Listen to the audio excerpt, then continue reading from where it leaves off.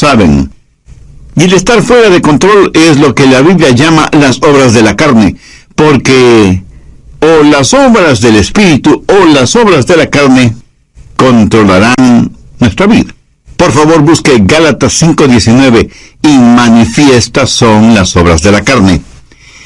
Espero que entienda que cuando la Biblia habla de las obras de la carne, no hace referencia a nuestro cuerpo físico, sino a nuestra naturaleza adámica, o sea, a nuestra naturaleza pecaminosa, que todos nosotros la heredamos desde nuestros antepasados. ¿Cuáles son las obras de la carne? Desde el verso 19 tenemos una larga lista de las obras de la carne, comenzando con adulterio. Y adulterio significa unión sexual con otra persona que no es su cónyuge. Y cuando usted vive en adulterio, vive bajo el control de la carne, o sea, vive una vida descontrolada. Segundo, fornicación. Y la fornicación es sencillamente cualquier actividad sexual antes del matrimonio. La Biblia enseña sin dudas, sin titubeos, sin apologías y sin equivocación, enseña la castidad prematrimonial y la fidelidad matrimonial. Cualquier persona que vive una vida de fornicación, vive una vida descontrolada. Tercero, inmundicia.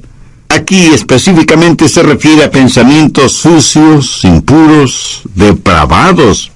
Una persona que lee o se deleita mirando pornografía o películas explícitamente sexuales o cosas por el estilo, es una persona que vive en la inmundicia de las obras de la carne, o sea que vive una vida descontrolada. Cuarto, lascivia. Aunque esa es una palabra que no se la usa frecuentemente, literalmente significa falta de control o lo que podríamos llamar sensualidad. El vivir para los sentidos. Y esto no es necesariamente sexual. Puede ser la borrachera, la glotonería, o sea, un desordenado deseo por la comodidad, la ociosidad, el complacer a sus 5 sentidos, dejar que ellos controlen su forma de vivir. Eso también es una vida descontrolada. Quinto, idolatría. Y usted me dirá, pastor, nosotros somos gente moderna, civilizada. Nosotros no somos idólatras. Permítame hacer una pregunta. ¿Qué es un ídolo? Ídolo es cualquier persona o cosa que para usted es más importante que Dios. Cualquier cosa a la que ame más, tema más y sirva más que a Dios, ese es un ídolo. Y puede ser su familia, sus negocios, sus distracciones, sus pasatiempos. Nosotros, gente moderna y civilizada, tenemos cualquier cantidad de ídolos. Si usted está viviendo una vida de idolatría, si hay algo a lo que usted ame más, tema más y sirva más que a Dios, está viviendo una vida controlada por la carne, y eso también es una vida descontrolada. Sexto, hechicerías. La palabra hechicería procede de la palabra griega fármacos, y en realidad tiene que ver con el uso de drogas. En la actualidad se han inventado la frase drogas recreacionales, o sea, un cielo instantáneo. Lo trágico es que ese cielo instantáneo termina en un infierno eterno. Hechicerías, brujerías, sortilegios, drogas, ciencias ocultas, chamanes, limpias, y todas esas cosas están entrelazadas fuertemente entre sí. El pastor David Wilkerson solía decir: no he conocido a ningún hombre seguidor y adorador de Satanás que no haya comenzado primero abriendo su mente a experiencias místicas por medio del uso de drogas. Las obras de la carne siempre guían a una vida desordenada. Sexto, enemistades. ¿Está usted guardando algún rencor o resentimiento? ¿Está llevando algún odio en su corazón? Si usted tiene alguna amargura, algún rencor contra alguien, su vida está siendo controlada por su carne y por lo tanto está fuera de control. Séptimo, pleitos. Ahora esto conlleva la idea de división, de contienda. Parece que a algunas personas les encanta el comenzar algún argumento. No se llevan bien con nadie. Son como un puercoespín. Aunque tienen buenos puntos, es casi imposible acercarse a ellos. octavo, celos. La raíz de los celos, mi amigo, es el egoísmo. El egoísmo llevado hasta el extremo puede producir increíbles tragedias. Un fanático celoso es una formidable arma terrorista. Un fanático religioso es una aterradora arma en manos de Satanás. Noveno, iras. Estas producen un incontenible deseo de venganza, un consumidor afán de desquite. Y no importa cuán bajo tengamos que descender tanto y en cuanto podamos saciar nuestra venganza y aplacar nuestra ira. El único problema es que la venganza nunca ha traído paz a los vengadores. Décimo, contiendas. Y esto tiene que ver con personas especializadas en fraccionar un grupo humano. Una iglesia, por ejemplo. Si las cosas no se hacen a su manera, también pueden causar fisuras en un hogar, en el vecindario o en la comunidad. Décimo primero, disensiones. La palabra sedición, derivada de disensión, literalmente significa estar aparte y hace referencia a personas que forman pequeños grupitos y enclaves porque piensan que son mejores que todos los demás. A veces son precursores de cultos, logias y hermandades que son muy selectivos en cuanto a su membresía se refiere. Décimo segundo, herejías. Las herejías invariablemente están relacionadas con las doctrinas falsas y no quieren adherirse a la palabra de Dios. Personas controladas por las obras de la carne en vez de ser controladas por las obras del Espíritu. Décimo tercero, envidias. Una persona envidiosa es una persona que no está satisfecha con lo que tiene. Posee un espíritu de codicia. Carece de un espíritu de agradecimiento. Y no es que únicamente quiere más, sino que quiere tener más que todos los demás. Décimo cuarto, homicidios. Y no faltará quien inmediatamente pensará, qué bueno que yo no soy un asesino. Cuando Jesús interpretó no la letra de la ley, sino el espíritu de la ley, dijo que si tenemos odio, rencor, venganza en el corazón contra alguien, somos homicidas, sin necesidad de disparar un arma o de utilizar un puñal. Décimo quinto, borracheras. Esto no hace referencia al hecho de beber cerveza o licores hasta perder el sentido, sino a la realidad de que nuestra mente ha sido narcotizada, insensibilizada. Significa que tiene un impedimento en su capacidad mental. Así como el alcohol y las drogas son un impedimento moral y ético para quienes usan esos venenos. Décimo sexto, orgías. Hay gente que parece que están de fiesta todo el tiempo. Fiesta en el sentido mundano, tratando de silenciar la voz de sus conciencias, tratando de escapar de la realidad, hundiéndose en las indulgencias de los entretenimientos, incapaces de no tener nunca un pensamiento serio, puro, agradable. Las orgías no son solo materiales, sino también intelectuales y espirituales. Pablo termina esta lista diciendo, y cosas semejantes a estas. Está diciendo que todas estas son señales de una vida no controlada por el Espíritu, o sea, una vida fuera de control. ¿Cuál es el resultado? Tiempo perdido, cuerpos debilitados, pensamientos torcidos y vidas totalmente destrozadas. Gálatas 5:22 dice, mas el fruto del Espíritu es amor, gozo, paz, paciencia, benignidad, bondad, fe, mansedumbre, templanza. Contra tales cosas no hay ley. La palabra templanza significa estar bajo control, pero en este caso, estar bajo control del Espíritu Santo. Mi amigo, mi amiga, ¿quién está en control de su vida? Al respecto, hay algunas cosas importantes que debemos saber. Primero, cómo vivir una vida controlada por el Espíritu. Gálatas 5:13. Porque vosotros, hermanos, a libertad fuisteis llamados, solamente no uséis la libertad como ocasión para la carne, sino servíos por amor los unos a los otros. Y en el siguiente versículo, Pablo nos dice cuál es el estándar del amor. Porque toda la ley en esta sola palabra se cumple. Amarás a tu prójimo como a ti mismo. Ese es el estándar legal. Y si queremos saber si estamos viviendo una vida de acuerdo a los parámetros de Dios, solo tenemos que hacernos la pregunta: ¿amo a los demás como me amo a mí mismo? El estándar de una vida autocontrolada o una vida controlada por el Espíritu es la ley. Pero la medida de eso es el amor. Hay tres maneras de mirar esto de la ley. Algunos ven la ley como su enemiga.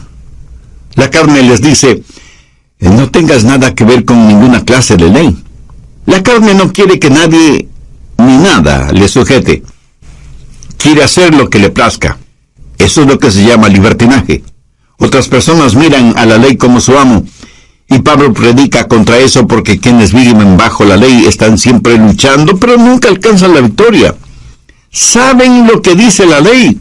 Saben que la ley es buena y justa, y por eso tratan de vivir bajo la ley, aunque eso les cueste la vida. Y quienes viven de esa manera, bajo la ley, son legalistas. Recuerde que la vida cristiana no es una relación de ley, sino una relación de amor. Muchos viven vidas de negativismo y ven a la ley como su amo. Gálatas 5:1.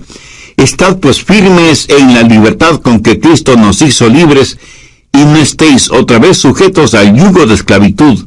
Bueno, ¿y cuál es el yugo de esclavitud? Es el del esfuerzo propio. Cuando usted ve a la ley como su amiga, eso es libertad. Y tenemos tres opciones: libertinaje, legalismo o libertad. Y la Biblia dice que hemos sido llamados a libertad y que debemos estar firmes en la libertad con que Cristo nos hizo libres. Ahora escuchen atentamente: libertad no es hacer lo que se nos antoja. Nadie es verdaderamente libre hasta que no sepa lo que es control. Yo no sé interpretar música en ningún instrumento musical, lo cual me pone triste a mí, pero eso le alegra a muchas personas. Ahora, suponga que quiero tocar el piano, y tan pronto me siento frente al piano, sé que ese piano está regulado por ciertas leyes, y solo las personas que han aprendido esas leyes musicales son las que pueden hacer surgir melodías de ese piano. El salmista dijo: tus estatutos han sido mi canción en el día de mi peregrinaje. Cuando la Biblia dice que tenemos una vida de libertad, y esa libertad está controlada por el Espíritu, recién y solo entonces sabremos lo que es la verdadera libertad. Pero ¿cómo tener ese control, esa disciplina en nuestras vidas? No por medio del libertinaje, sino por medio de la libertad en el Espíritu. Nuestras vidas necesitan estar bajo control, pero no bajo nuestro propio control, porque eso lo único que producirá será libertinaje, sino bajo el control del Espíritu para tener libertad. Pero aún el parámetro de la libertad no es suficiente. Necesitamos fortaleza. ¿Dónde tener la fortaleza para vivir una vida controlada por el Espíritu? Bien, veamos Gálatas 5, versos 16 y 17. Digo pues, andad en el Espíritu, y no satisfagáis los deseos de la carne, porque el deseo de la carne es contra el Espíritu, y el del Espíritu es contra la carne, y estos se oponen entre sí, para que no hagáis lo que quisierais. Verá, parte de mi naturaleza es carnal, y parte de mi naturaleza es espiritual, cuando he nacido de nuevo. Y estas dos naturalezas están dentro de mí. Y lo mismo pasa en usted, ¿verdad? Y el Espíritu Santo dice a nuestro espíritu: vive para Dios y vive victoriosamente. Es una especie de guerra civil dentro de nosotros. Y por nosotros mismos no podemos tener la victoria. Entonces, ¿qué hacer? Verso 16. Andad en el Espíritu y no satisfagáis los deseos de la carne. Note que no dice satisfaced los deseos de la carne, para que podáis andar en el Espíritu. Eso es legalismo. Y es el sendero por el cual caminan millones de seres humanos. Si alguna lección espiritual he aprendido y sigo aprendiendo, es que no puedo caminar en el Espíritu si lo que me interesa es complacer los deseos de la carne. La santidad no es el camino hacia Cristo. Cristo es el camino hacia la santidad. ¿Dónde conseguir esa clase de fortaleza? Gálatas 5:18. Pero si sois guiados por el Espíritu, no estáis bajo la ley. El ser guiados por el Espíritu significa que yo voluntariamente busco la guía del Espíritu porque quiero caminar voluntariamente en el Espíritu. El estándar de la ley de Dios se manifiesta en el amor, y la fortaleza para esto es si caminamos en el Espíritu. Por lo tanto, la vida controlada por el Espíritu es el caminar en el Espíritu. Y todos sabemos lo que significa caminar, ¿no es cierto? Pero pensemos sobre esto un poquito más. Primero, el empezar a caminar. Un viaje de 1 kilómetro o de miles de kilómetros empieza con un paso. Voy a caminar de aquí hasta allá. Ahora, el comenzar a caminar es un acto de mi voluntad. Pero escúcheme, la vida controlada por el Espíritu, la vida espiritual disciplinada, no se vive por el poder de la voluntad, sino que se la vive por el poder del Espíritu Santo. Pero usted debe decidir. Y yo no puedo decidir por usted. Nadie, absolutamente nadie puede decidir por usted. Es algo que solo usted puede decidir. Y puede decir, voy a vivir guiado por el Espíritu. Veamos Efesios 5:18. No os embriaguéis con vino, antes bien sed llenos del Espíritu. ¿Por qué Dios dijo por medio de Pablo que no debemos embriagarnos con vino y que más bien seamos llenos del Espíritu Santo? Porque quiere darnos no solo un contraste, sino también una comparación, porque ser llenos del Espíritu es como estar embriagados con vino. El hombre puede decidir qué es lo que va a beber, esa es su decisión. Pero una vez que decide qué beber, lo que bebe toma control de él. ¿Lo entiende? Cuando está borracho, está bajo la influencia, bajo el control de aquello que bebió. Así que por un acto de su voluntad, usted decide ser lleno del Espíritu. Pero una vez que eso se hace realidad, es el Espíritu Santo el que tiene control sobre usted. Ahora usted está lleno no de vino, sino del Espíritu Santo. Es el comienzo de su caminar espiritual. ¿Cómo calificaría usted su caminar actual? ¿Carnal o espiritual? Si su caminar aún es carnal, no quisiera caminar lleno del Espíritu Santo de Dios. Desde nuestros estudios en Memphis, Tennessee, hoy el Dr. Adrian Rogers, en la voz del pastor Lenín de Llanón, nos entrega la segunda parte de su mensaje, Cómo tener una vida controlada por el Espíritu. Desde el programa anterior estamos estudiando cómo tener una vida controlada por el Espíritu, teniendo como base bíblica lo que el apóstol Pablo dice en Gálatas 5, desde el verso 19 hasta el 23, y manifiestas son las obras de la carne, que son adulterio, fornicación, inmundicia, lascivia, idolatría, hechicerías, enemistades, pleitos, celos, iras, contiendas, disensiones, herejías y cosas semejantes, acerca de las cuales os amonesto, como ya os lo he dicho antes, que los que practican tales cosas no heredarán el reino de Dios. Mas el fruto del Espíritu es amor, gozo, paz, paciencia, benignidad, bondad, fe, mansedumbre, templanza. Vimos también algo detalladamente el significado de estas obras de la carne, e hice énfasis en primer lugar en cómo vivir una vida controlada por el Espíritu, porque como también lo dijo Pablo en Gálatas 5:13, porque vosotros, hermanos, a libertad fuisteis llamados, solamente no uséis la libertad como ocasión para la carne, sino servíos por amor los unos a los otros. Y en el siguiente versículo, Pablo nos dice cuál es el estándar del amor, porque toda la ley en esta sola palabra se cumple: amarás a tu prójimo como a ti mismo. Bien, continuemos. Segundo, la circunferencia de su caminar. ¿Qué significa caminar en el Espíritu? Note que no dice caminar con el Espíritu. Tampoco dice caminar siguiendo al Espíritu. Claramente dice andad en el Espíritu. Para mí, eso significa que el Espíritu debe ser la circunferencia de su caminar. Por ejemplo, si yo le dijera a usted, camine en este edificio, significa que usted debe estar en ese edificio. El perímetro del edificio es la circunferencia dentro de la cual usted puede caminar. Si usted se sale del edificio, ya no estará en el edificio. Espero que lo entienda. Todos los países del mundo tienen sus fronteras. Para poder viajar de un país a otro, usted necesita un pasaporte con la visa respectiva. Y con eso usted puede viajar libremente de un país a otro. Pero a veces los países, por motivos de seguridad interna, cierran sus fronteras. Y uno puede llegar hasta la frontera, pero no puede pasar la frontera. Esa frontera es el límite de su caminar o de su viaje. Por analogía, el Espíritu Santo de Dios debe ser el elemento en el cual usted camina. El Espíritu debe ser el medio ambiente de su vida. Usted como que se encierra, se cubre, se cobija con el Espíritu Santo de Dios. ¿Está usted haciendo eso? Le puedo asegurar que su carne no quiere que haga eso. ¿Sabe por qué? Porque la carne le dirá, mira, no seas tonto. Fuera del Espíritu Santo puedes tener placeres y hacer cosas que necesitas para ser feliz.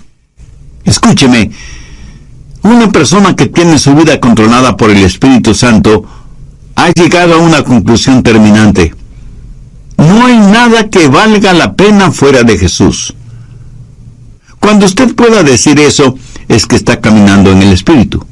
No hablo del hecho real de que usted tiene que comer, dormir, trabajar, descansar, gozar de vacaciones y todas estas cosas.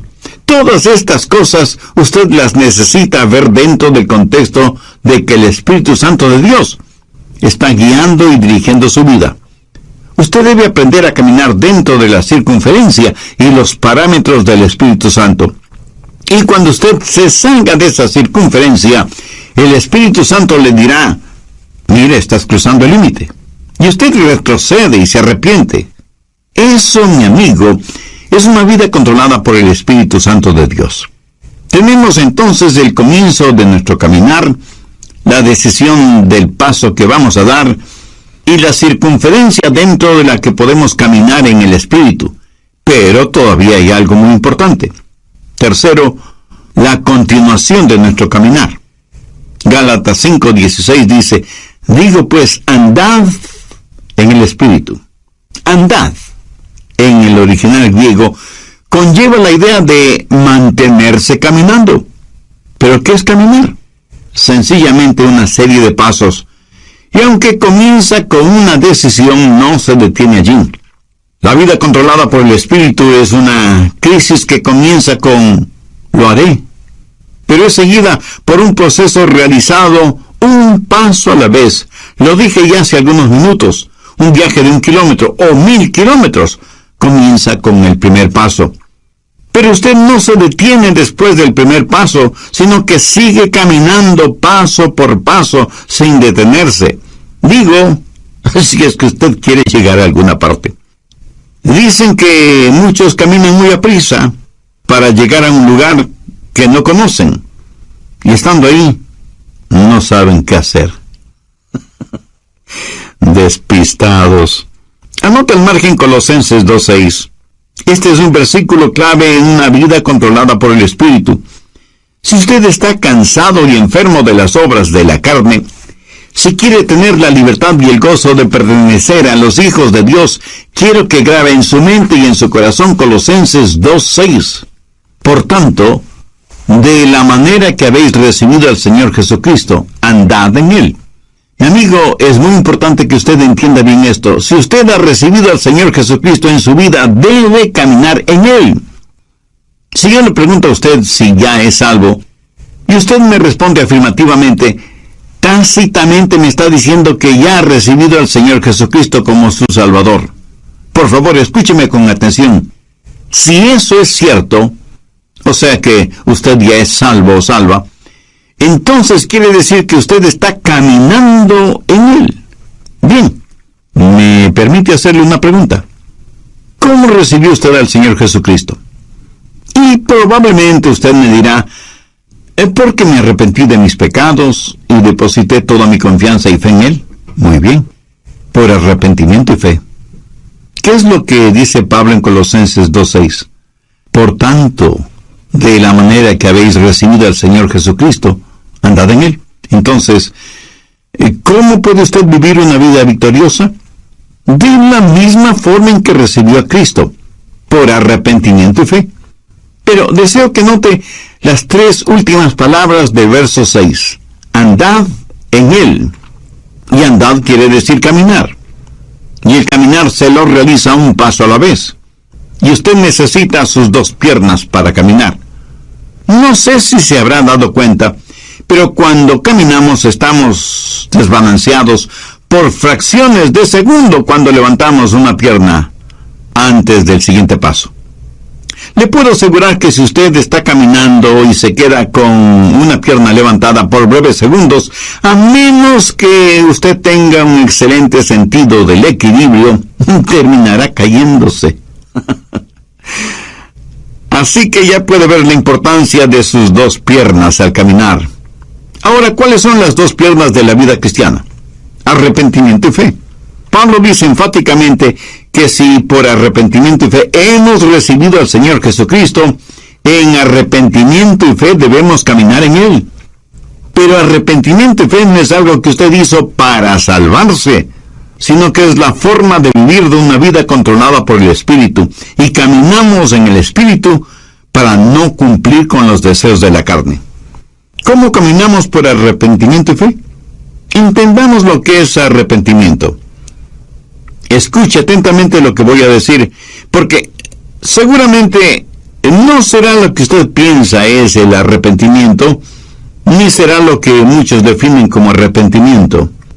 Arrepentimiento es la manera en que Dios se revela a nosotros, y fe es la manera en que Dios nos revela a Jesús. Y quiero que entienda bien esto, por eso vale la pena repetirlo. Arrepentimiento es la manera en que Dios se revela a nosotros, y fe es la manera en que Dios nos revela a Jesús.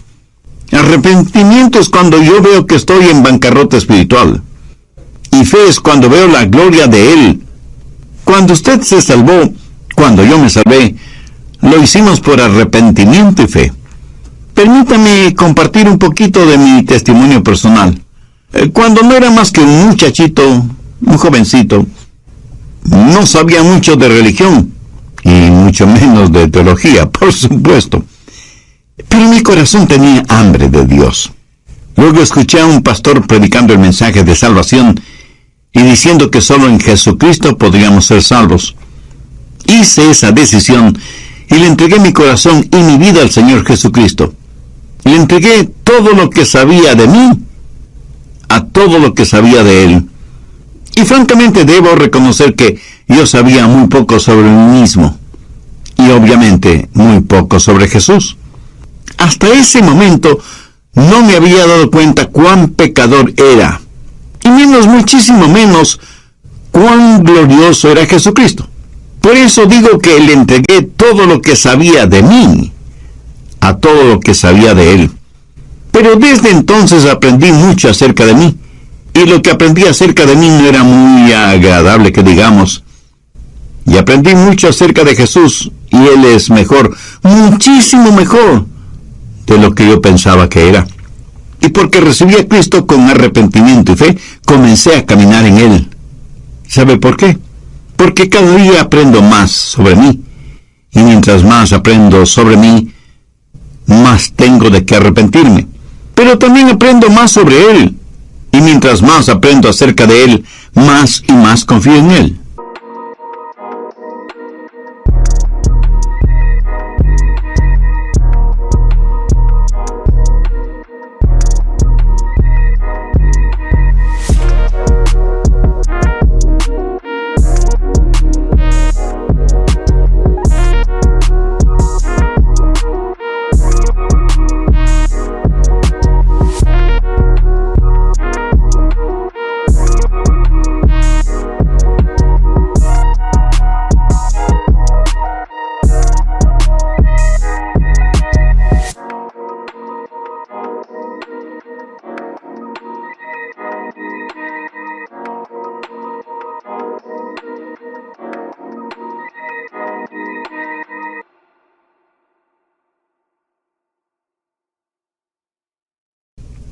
¿Lo entiende? Arrepentimiento y fe.